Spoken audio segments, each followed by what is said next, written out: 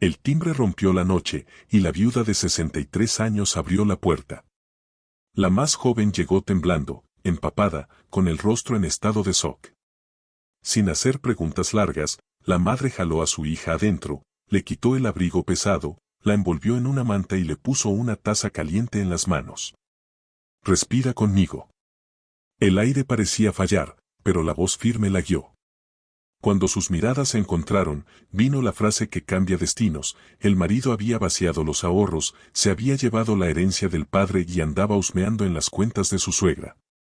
No sonaba como un impulso. Sonaba como un plan. Ella pidió el celular de su hija y abrió la aplicación del banco. Transferencias fragmentadas en montos pequeños a lo largo de semanas, casi diarias, siempre en horarios estratégicos. Tarjetas virtuales creadas y eliminadas. Mensajes archivados con correos electrónicos de confirmación. La joven explicó entre sollozos: desde el seminario financiero en el que se conocieron, él había ido pidiendo contraseñas para facilitar los pagos, sugiriendo terminar con antiguos contactos tóxicos de la familia, controlando agendas y decidiendo qué era prioridad. La madre escuchó todo en silencio, conteniendo el llanto con la mano extendida, como quien sostiene agua que insiste en escaparse. Si crees que las historias transforman vidas, quédate aquí, este canal es nuevo, ya suscríbete, deja tu like y ayúdanos a seguir creando contenido como este.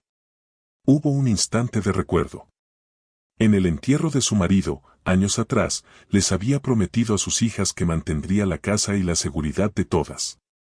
Se vio en aquella cocina, un pastel sencillo repartido entre familiares, la vida siguiendo como podía, y aquella promesa dicha casi como una oración: si les duele, me llaman. Ahora la llamada había llegado. Y dolía. Respiró hondo, acomodó los hombros, tomó un cuaderno de tapa dura, el viejo libro de cuentas, y empezó a anotar fechas, montos y nombres. Necesitaba ver el dibujo completo, sin perder nada. Le pidió a su hija que vaciara la mochila. Entre blusas y un pañuelo húmedo, salió un sobre color café con recortes de folletos, tarjetas de presentación y 2 contratos. Su nombre aparecía abreviado varias veces, con firmas parecidas, nunca idénticas. Una tarjeta llamó la atención: Clínica Nuestra Señora de Guadalupe, evaluación de rutina, con su letra en el reverso, una serie de iniciales y horarios. Dijo que era terapia, murmuró la joven. Y yo le creí. La madre apoyó la palma sobre esa tarjeta unos segundos más, como quien mide la temperatura de una fiebre. La guardó entre las páginas del cuaderno, marcándola con una grapa. Encendió su propia laptop y accedió a sus cuentas. Notificaciones recientes, intento de restablecer contraseña, correos con saludos genéricos, estimada cliente, y un archivo PDF con ajustes de perfil que ella jamás había solicitado. Su rostro se endureció. Él no solo quería lo que era suyo, dijo con calma. Está mapeando toda la casa. La hija encogió los hombros, asustada ante la idea de que el peligro ya había cruzado la puerta y rondaba por los números de cada una.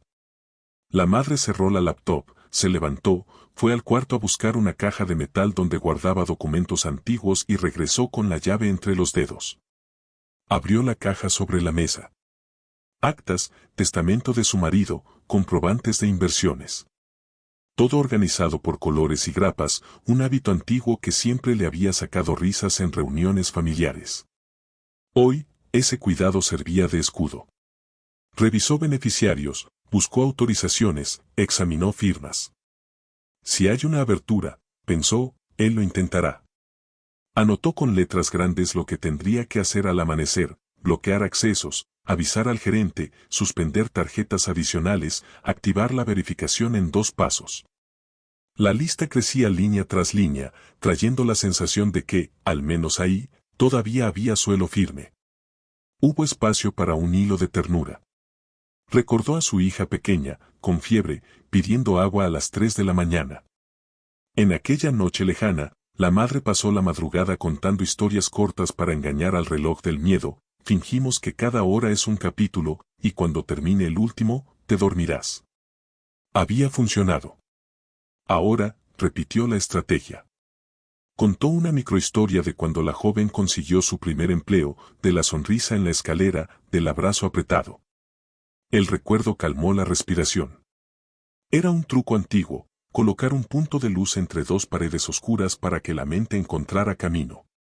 Con su hija más estable, la madre tomó su propio teléfono y grabó un audio corto para sí misma, como un borrador de valor: no entrar en peleas hoy, organizar todo, proteger a la niña, proteger la casa. Sin exageraciones, sin discursos heroicos.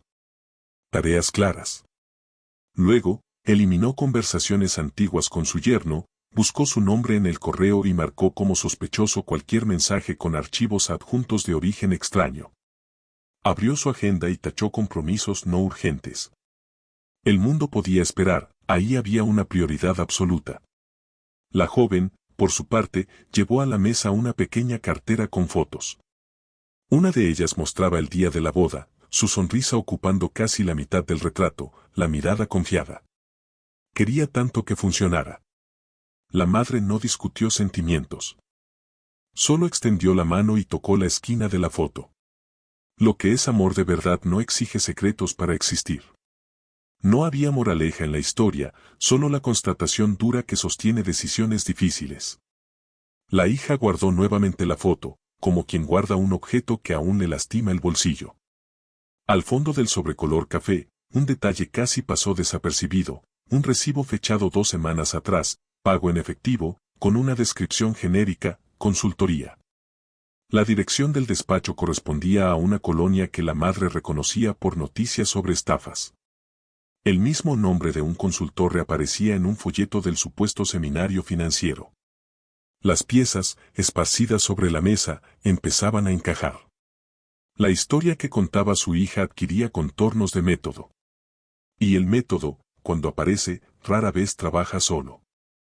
Ella respiró, tomó nuevamente el cuaderno y rodeó con un rectángulo rojo 3 cosas: la tarjeta de la clínica, el recibo de consultoría y un recordatorio impreso sobre el cambio de contraseña en su cuenta. Cerró la pluma, levantó la mirada hacia su hija y dijo simplemente: estamos dentro de algo más grande que un matrimonio fracasado. La frase quedó suspendida entre las dos. Sin drama, sin gritos, sin gestos teatrales. Solo la gravedad de lo que debe hacerse cuando la vida exige postura. Antes de mandar a su hija a darse un baño caliente y acostarse un rato, la madre abrió la ventana un instante mínimo, solo para renovar el aire del salón y recoger un pensamiento que le atravesó como una advertencia. Tomó su celular, creó un documento compartido y guardó copias digitales de los papeles más sensibles. Tomó fotos, las envió a un correo de respaldo y escribió títulos sencillos para localizarlos rápido. Después, guardó los originales en la caja de metal. Al cerrar la tapa, algo en el fondo raspó: una tarjeta de presentación olvidada, con un nombre femenino escrito en bolígrafo negro y un número anotado 2 veces, una encima de la otra. Las elipsis quedaron a cargo de los ojos de ambas, aún húmedos, mirando la tarjeta como quien enfrenta un eco. La madre abrió su bolso y guardó la tarjeta sin hacer comentario alguno. A veces, la mejor pregunta es la que se protege unos minutos, hasta que la mente termina de armar el rompecabezas.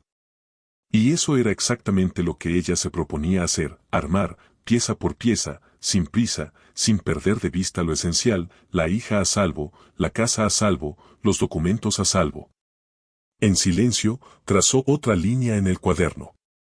Y, junto a ella, dejó un espacio en blanco, reservado para lo que revelara el siguiente paso. La madrugada avanzaba y, mientras la hija intentaba descansar en la habitación de invitados, Carmen permaneció frente a la mesa, rodeada de papeles. Había algo extraño en cada contrato, como si las firmas hubieran sido hechas por manos distintas. La M de Medina a veces se curvaba demasiado, otras veces se partía a la mitad. La madre marcaba con tinta roja cada discrepancia. Sentía que, detrás de esas letras, había toda una historia oculta. Cuando Lucía regresó al salón, trayendo consigo una carpeta que había escondido en su mochila, el aire se volvió más denso. Dentro de ella, Carmen encontró boletos de avión a nombre de personas que jamás había conocido. Todos tenían destinos similares: Monterrey, Guadalajara, Puebla. Los apellidos cambiaban, pero las iniciales eran las mismas que aparecían en tarjetas de presentación antiguas. Era como si Raúl coleccionara identidades, dejando rastro solo para quien tuviera la paciencia de juntar cada pieza. Entre los papeles surgió un documento aún más perturbador, una póliza de seguro de vida rellenada a nombre de la propia Carmen. El beneficiario era él. La caligrafía, la dirección e incluso la fecha de nacimiento estaban correctas, pero la firma final no coincidía. Un escalofrío recorrió la espalda de la viuda. Ya no se trataba solo de fraude financiero, sino de un plan claro para borrarla del mapa y heredar todo lo construido junto con su difunto esposo. Lucía, nerviosa, confesó haber encontrado también anotaciones en un cuaderno café, donde su marido describía hábitos de sus víctimas, horarios de sueño, medicamentos que tomaban, médicos que visitaban. En algunas páginas aparecían listadas mujeres mayores, todas con perfiles similares, viudas con bienes, herencias o ahorros considerables. Junto a dos nombres, la palabra accidente estaba escrita con letras grandes. Y, justo debajo, números telefónicos tachados con fuerza. Carmen hojeó cada página con cautela. Cuanto más leía, más entendía que Raúl no era solo un oportunista cualquiera, sino alguien que convertía la destrucción de familias en oficio. Incluso había referencias a clínicas y laboratorios, como si contara con contactos dispuestos a falsificar exámenes y certificados médicos. La madre comprendió que su hija no se había casado con un hombre, sino con una trampa. Y ante esa revelación, su respiración se acortó. Cada documento era una sentencia esperando cumplirse. Guardó los papeles en orden dentro del cuaderno de tapa dura y lo cerró con firmeza. Lo apoyó sobre la mesa como quien establece un hito. Lo que encontramos hoy lo cambia todo, pensó. Y, por primera vez aquella noche, sintió que el peligro ya no era solo una sombra al acecho, sino algo real, meticuloso, que respiraba del otro lado de esa puerta. La noche parecía por fin callarse cuando el sonido metálico de la cerradura giró sin aviso. Carmen se paralizó en el sillón. Al oír el chasquido, la hija salió apresurada del cuarto. Y ahí estaba él, parado en la entrada, el rostro sereno como si nada hubiera ocurrido. En las manos, una maleta negra. Del lado de adentro, brillaba una jeringa con líquido transparente, guardada entre ligas. Es solo un tratamiento, dijo, con una voz demasiado baja para tranquilizar. Lucía sintió que su cuerpo flaqueaba, pero Carmen permaneció firme. Su mirada no se desviaba de la maleta, como si ya supiera que aquel objeto contenía la respuesta a todos los documentos encontrados. Raúl cerró la puerta, giró la llave y la metió en el bolsillo. El gesto fue sencillo, pero cargado de amenaza. Sin prisa, explicó que, si ambas colaboraban, nada grave sucedería. Su tono, calculado, traía la certeza de quien ya había repetido ese discurso en otros hogares. La viuda respiró hondo y buscó ganar tiempo. Le preguntó qué pretendía, fingiendo desconocimiento. Él sonrió y habló de ajustes inevitables, de borrar rastros para seguir adelante. Las palabras caían pesadas, sin disimulos. Lucía apretó los dedos contra la manta del sofá, con el corazón acelerado, y casi gritó cuando él levantó la jeringa, mostrando que todo podía terminar allí mismo. Lo que Raúl no percibía era que Carmen había dejado el celular debajo del cuaderno de tapa dura, ya con un mensaje de emergencia enviado a su hijo mayor. El aparato vibraba en silencio, señal de que la llamada había sido registrada. Pero cada minuto parecía un abismo. El miedo ya no estaba solo en la amenaza física, sino en la sensación de estar frente a alguien que convertía vidas en estadísticas, como si fuera apenas otra página del cuaderno café. El silencio entre los tres se volvió un campo de batalla invisible. Raúl caminaba de un lado a otro con la maleta, estudiando cada reacción, mientras madre e hija intercambiaban miradas en busca de una salida. El tiempo parecía alargarse, como si el reloj del salón hubiera perdido el compás. Carmen sabía que cualquier palabra equivocada podría acelerar el golpe final, pero también tenía claro que resistir era su única posibilidad de sobrevivir. Las vibraciones silenciosas del celular escondido parecían insuficientes para detener el peligro que avanzaba en medio del salón.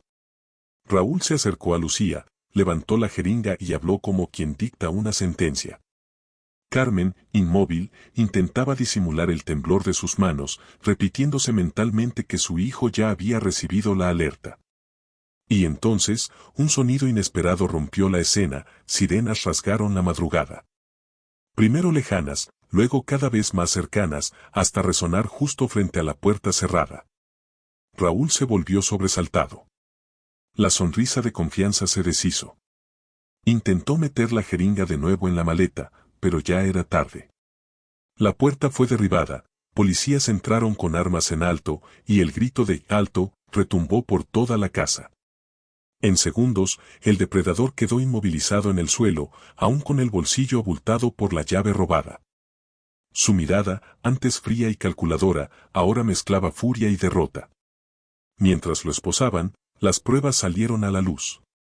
Dentro de la maleta había no solo la jeringa, sino también tarjetas falsas, copias de documentos de otras víctimas y registros de pagos realizados en clínicas sospechosas. Pronto se descubrió que Raúl figuraba en la lista roja del FBI, acusado de múltiples homicidios y de dirigir una red criminal extendida por 3 estados. El nombre que apareció en los periódicos días después fue inmediato: Operación Viuda Negra. El juicio no tardó. Ante las evidencias, Raúl fue condenado a prisión perpetua sin posibilidad de libertad condicional. Para la familia, no hubo victoria en el espectáculo de la condena, sino en el simple hecho de estar vivas. Carmen y Lucía pasaron meses reconstruyendo lo que había sido destruido, lazos familiares, confianza e incluso pequeños rituales olvidados. La herencia financiera solo fue recuperada parcialmente, pero el bien más preciado volvió a florecer: la unión entre madre e hija. Y fue en ese reencuentro donde se reveló la verdadera lección: ninguna traición, por más cruel que parezca, logra extinguir por completo el refugio del amor. El horror de aquella noche se transformó en un hito. Carmen, antes una viuda solitaria, descubrió que su fuerza no residía solo en los recuerdos del pasado, sino en la capacidad de proteger y reconstruir el presente. Y Lucía, marcada por el dolor, encontró junto a su madre la certeza de que sobrevivió no por casualidad, sino porque aún le quedaba mucho por vivir. Si esta historia tocó tu corazón, compártela y deja tu like. Este canal es nuevo, suscríbete y ayúdanos a seguir creando contenido como este. El próximo video podría sorprenderte aún más.